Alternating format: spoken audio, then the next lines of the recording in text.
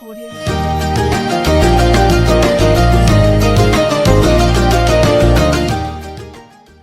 کریم صلی اللہ علیہ وآلہ وسلم نے فرمایا، تمہارے اوپر ایک مہینہ آ رہا ہے جو بہت بڑا مہینہ ہے، بہت مبارک مہینہ ہے۔ اس میں ایک رات ہے، شب قدر، جو 1000 مہینوں سے بڑھ کر ہے۔ اللہ تعالیٰ نے اس کے روزے کو فرض فرمایا اور اس کی رات کے قیام یعنی تراویح کو ثواب کی چیز بنایا۔ جو شخص اس مہینے میں کسی نیکی کے ساتھ اللہ کا قرب حاصل کرے، ایسا ہے جیسا کہ غیر رمضان میں فرض کو ادا کیا، اور جو شخص اس مہینے میں کسی فرض کو ادا کرے، وہ ایسا ہے جیسا کہ غیر رمضان میں 70 فرض ادا کرے۔ سبحان اللہ۔ یہ مہینہ صبر کا ہے اور صبر کا بدلہ جنت ہے، اور یہ مہینہ لوگوں کے ساتھ غم خواری کرنے کا ہے۔ اس مہینے میں مومن کا رزق بڑھا دیا جاتا ہے۔ جو شخص کسی روزے دار کو روزہ افطار کرائے، اس کے لیے گناہوں کی معاف ہونے اور آگ سے خلاصی کا سبب ہوگا، اور روزہ دار کے ثواب کی مانند اس کو ثواب ہو، مگر اس روزہ دار کے ثواب کو کم نہیں کیا جائے گا۔ صحابہ کرام رضی اللہ تعالی عنہ نے عرض کیا کہ یا رسول اللہ، ہم میں سے ہر شخص تو اتنی وسعت نہیں رکھتا کہ روزہ دار کو افطار کرائے، تو آپ صلی اللہ علیہ وآلہ وسلم نے فرمایا کہ پیٹ بھر کھانا کھلانا مقصد نہیں، یہ ثواب تو اللہ جل شانہ نے ایک کھجور سے بھی افطار کرانے پر رکھا ہے۔ کوئی ایک گھونٹ پانی پلا دے یا ایک گھونٹ لسی پلا دے، اس پر بھی وہی رحمت نازل فرمائیں گے۔ ایسا مہینہ ہے کہ جس کا اول حصہ اللہ کی رحمت ہے اور درمیانی حصہ مغفرت ہے اور آخری حصہ آگ سے آزادی ہے۔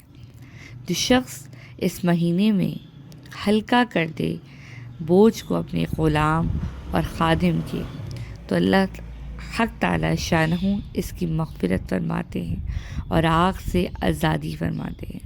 اور 4 چیزوں کی کثرت رمضان میں رکھا کرو، جن میں سے 2 چیزیں اللہ کی رضا کے واسطے ہیں اور 2 چیزیں ایسی ہیں جن سے تمہیں چارہ کار نہیں۔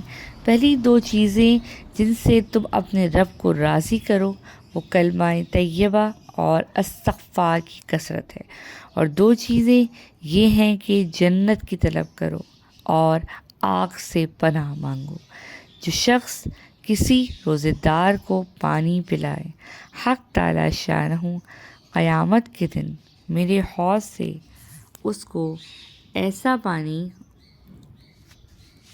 پلائیں گے جس کے بعد جنت میں داخل ہونے تک پیاس نہیں لگی۔ سبحان اللہ۔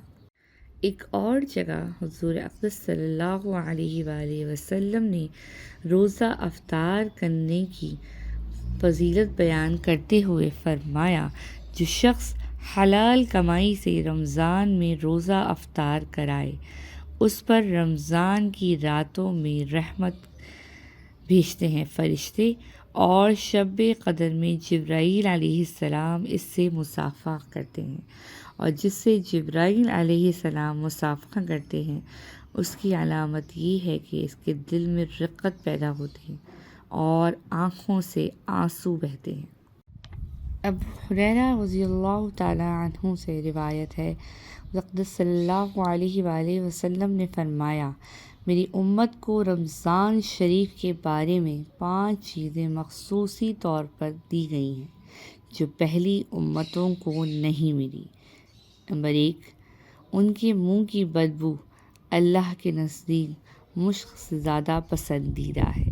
نمبر 2، ان کے لیے دریا کی مچھلیاں تک دعا کرتی ہیں اور افطار کے وقت تک کرتی رہتی ہیں۔ نمبر 3، جنت ہر روز ان کے لیے آراستہ کی جاتی ہے۔ پھر حق تعالی شانہ فرماتے ہیں کہ قریب ہے کہ میرے نیک بندے دنیا کی مشقتیں اپنے اوپر سے پھینک کر تیری طرف آ جائیں گے۔ نمبر 4، اس میں سرکش شیاطین قید کر دیے جاتے ہیں، رمضان میں اس برائیوں کی طرف نہیں پہنچ سکتے جن کی طرف غیر رمضان میں پہنچ سکتے ہیں۔ نمبر 5، رمضان کی آخری رات میں روزے داروں کے لیے مغفرت کی جاتی ہے۔ صحابہ کرام رضی اللہ تعالی عنہ نے عرض کیا کہ یہ شب مغفرت شب قدر ہے۔ فرمایا نہیں، بلکہ دستور یہ ہے کہ مزدور کو کام ختم ہونے کے وقت مزدوری دی جاتی ہے۔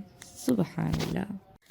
حضرت عبادہ رضی اللہ تعالی عنہ کہتے ہیں کہ ایک مرتبہ حضور اقدس صلی اللہ علیہ وآلہ وسلم نے رمضان المبارک کے قریب ارشاد فرمایا کہ رمضان کا مہینہ آ گیا ہے جو بڑی برکت والا ہے۔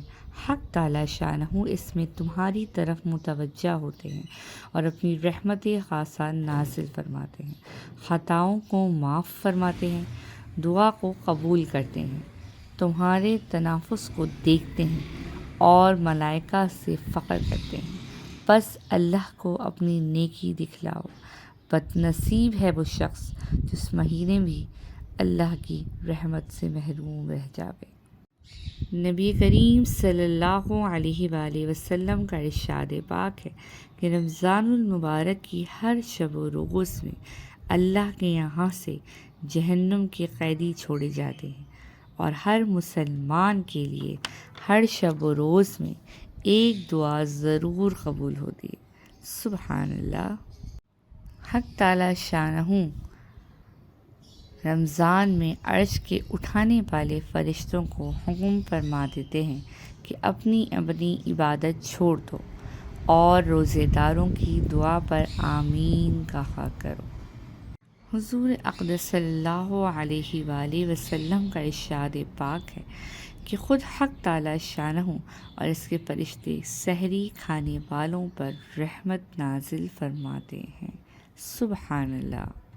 ایک اور جگہ نبی کریم صلی اللہ علیہ وآلہ وسلم روزے کی اہمیت کو واضح کرتے ہوئے فرمایا کہ جو شخص قصداً بلا کسی شرعی عذر کے ایک دن بھی رمضان کے روزے کو افطار کر دے اور غیر رمضان کا روزہ چاہے تو تمام عمر کے روزے بھی رکھے تو اس کا بدل نہیں ہو سکتا۔